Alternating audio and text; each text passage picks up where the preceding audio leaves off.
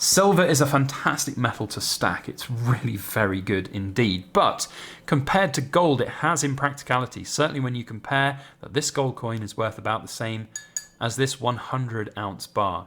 Now, those impracticalities don't necessarily mean silver is dead, but it certainly has to make you think about things like posting it, hiding it, securing it, putting it in storage. There are all of these factors at play. Even, and the most important one, bugging out with it, moving house with it, or just generally having to extract it in an emergency. It's tough, and I can speak from real world experience in this video all about that.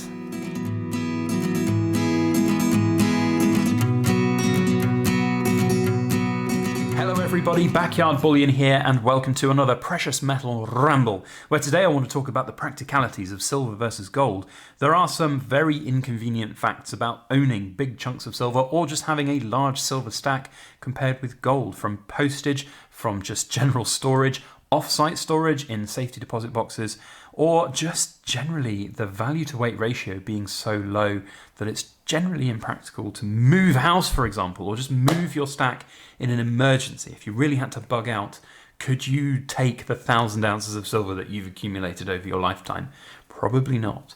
So with that in mind, let's ramble on about the impracticalities of silver, but also bear in mind that I still love silver and I will be investing in silver and stacking silver despite those impracticalities, because they're not insurmountable. You can go past them, but you do have to factor them in with that decision making. Now, I'd love to know your thoughts and opinions on this subject as we go throughout the video, so please feel free to comment down below. And if you're enjoying our content and you want to see more of it, then hit the subscribe button and maybe the like button as well.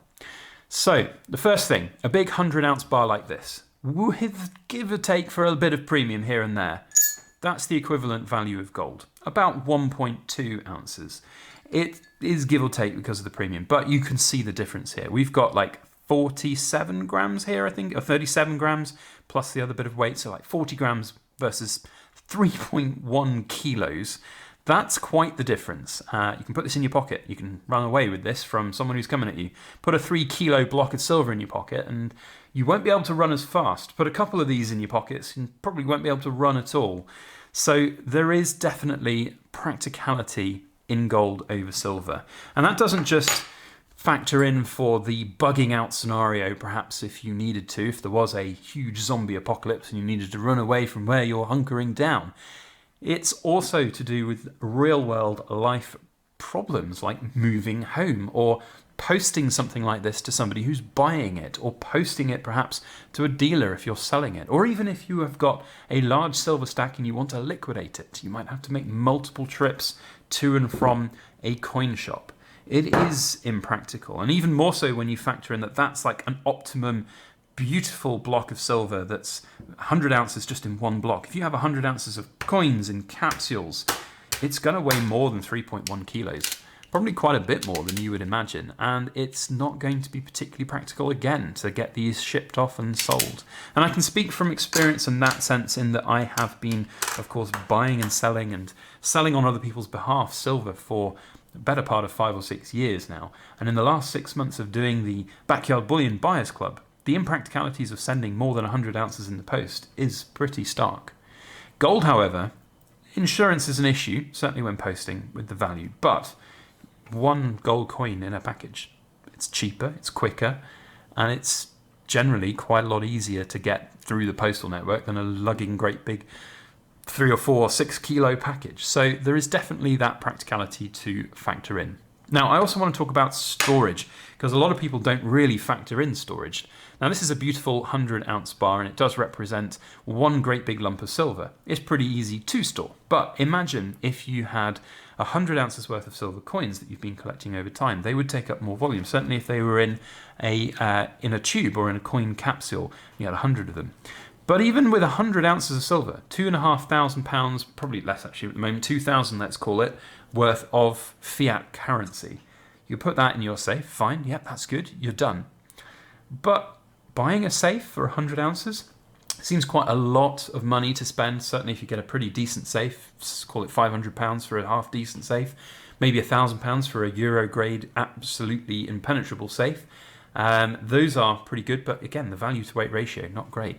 So if you start then stacking up over a long period of time, you'll find, as did I, that your one little safe that you might buy that you find will start filling up quite quickly. And over time, you'll start realizing that if you had the same monetary value in gold, you would be able to just really, really pack that into the safe and get so much more value. And another thing that comes with the volume to weight ratio, as I call it, is if you have off-site potential storage options like a safety deposit box, then putting a 100-ounce bar in a safety deposit box might sound like a great idea, problem solved. But you're only putting £2,500 in something that would maybe cost you a couple of £100 per year to keep safe. Whereas with gold, if you had more, you would be able to have a smaller box, but you could have even more value in there. And I did the calculation. If you had a box the size of this particular bar, and it was snug in your safety deposit box, you just got to multiply 2,000 by the ratio, 80, and you suddenly got £160,000 worth of potential storage space, which is a lifetime, if very lucky lifetime, worth of gold or silver to store. That's very different from the £2,000 that you'd get in silver. So that practicality is not very good. Now, the other impracticality which I'm going to talk about on a relatively first-hand basis is that of moving home. So moving home is a pretty, of course, it's disruptive, it's very, very complex and very busy and stressful thing to do. And when you are moving home, you often don't have very much time to get everything out before you have to go into the new home. Often, in fact, you're exchanging properties almost on the same day. There is often not a very low overlap most of the time. If you're very lucky that you're in a financial position that you don't have to sell before you buy your next home, you might have a little bit more practicality time to do so.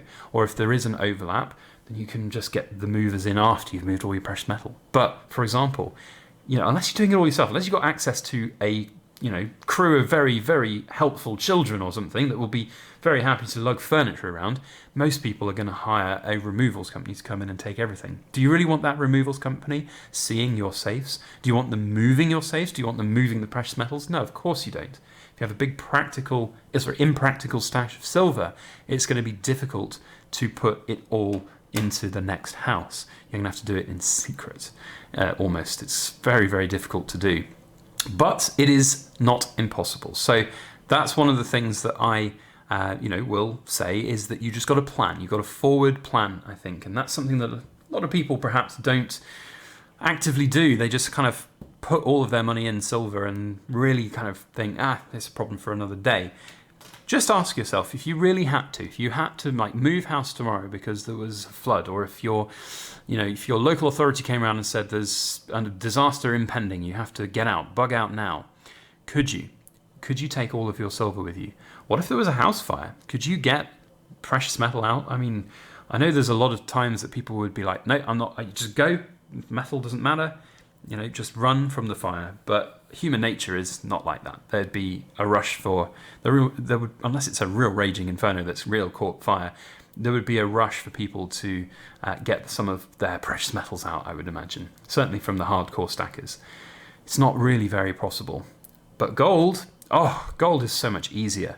If you had your 160,000 lifetime savings in gold, that would look like 80 ounces. That would be, less than 3 kilos, 2.5 kilos. That can fit in 2 pockets. You can run with 2.5 kilos in your pockets. Easy peasy. Not very practical with with the silver. So that's my thoughts. The only impracticality for gold is its value in terms of the postage network. So I talked there about posting gold coins off to dealers, for example, if you're selling them. That is a factor to take into consideration. Often you'll have to put pretty much 1 ounce of gold in per parcel, because in the United Kingdom we can special delivery things up to £2,500. So very worth considering that you might not have the insurance value on items when posting. But beyond that, I kind of feel like gold is the best thing for most practicalities. That said, I still have silver. I still will have silver. I think that even with the impracticalities of it versus gold, it has got potential, and if you can work around those impracticalities, that's the best thing in my mind. So those are my thoughts and opinions on gold versus silver. From a real world perspective, there are lots of things to consider, and I think it would be remiss of someone who is a hardcore stacker not to actually factor them in. So let me know your thoughts and opinions on this subject. You don't have to give me exact bug out plans, but it would be great to hear what you've got in store if you have got an impractically large or heavy stack of gold and silver. It'd be great to hear from you down in that comment section. So please feel free to comment, and if you have enjoyed our video, don't forget to subscribe and like it on the way out. A big thank you to my backyard bullion ramblers for sticking by and watching. For those ramblers, you may have guessed that because I'm talking about the practicality of moving, we are moving, which is one of the reasons why this beautiful table, the background, is maybe coming to an end. Its days might be numbered in terms of frequency on the channel. I'm sure I'll come back to it every now and again, but we'll have a new table and a new background and a new workshop, which is so exciting. So I really am speaking from experience when I say moving house with precious metals is difficult, and we're in the middle of it right now. And oh my goodness, it is hard. Let me tell you, we're on some deadlines for moving, and we are furiously trying to get the practicalities of all of this out of the way. But anyway, that's it from me. We'll see you on the next one. As always, please make sure that you like, share, comment, and subscribe for more.